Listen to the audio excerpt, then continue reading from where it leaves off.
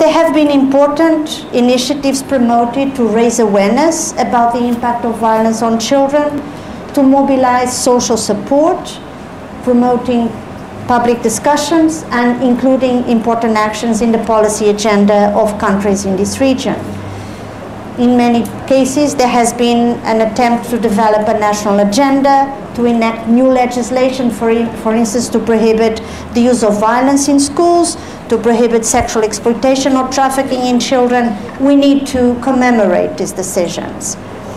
You have also been very creative in promoting child participation initiatives, for instance, with the creation of paralegal committees or child clubs, which are so important to ensure that the views and perspectives of young people are taken into consideration. Also, in the consultations held by CIVAC, important discussions have been held on key issues that have also been acknowledged by the concluding observations of the Committee on the Rights of the Child. And in this regard, I want to say that all these important developments have also been reflected in the responses my office has received in relation to the global survey to assess progress on the follow-up to the recommendations of the United Nations Study on Violence Against Children.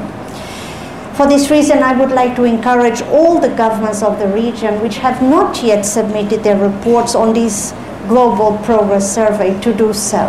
I want to say that when the responses are developed, there is a great opportunity to promote a reflection at the national level, to acknowledge important developments, but also to identify the critical priorities where you want to invest more heavily to achieve concrete results. I find that in this region, differently from other regions, you have a wonderful work plan adopted by CIVAC to build upon. The plan has identified important indicators of progress and important target objectives that can guide your action at the national level.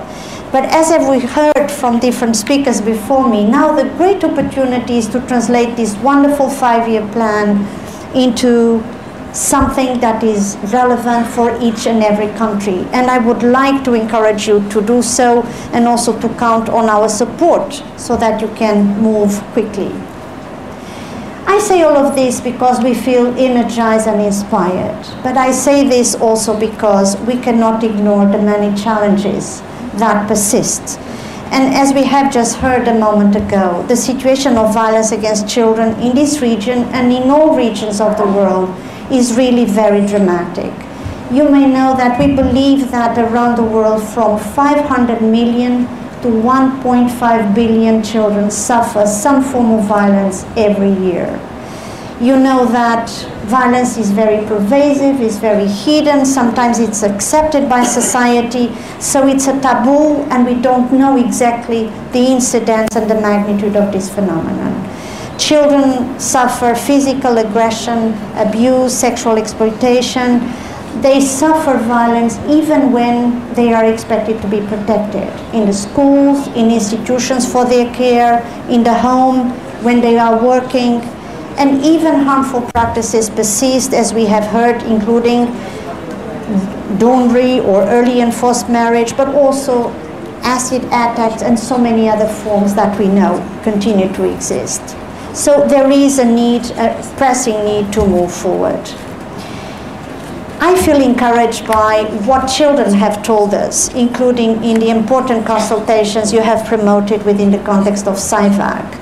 And I think children look at us with great expectations that as adults and governments we will have a high response to move forward. We know that violence is widespread, it is very present in the life of children, but it is not inevitable. It can be prevented, and we know enough to do it well.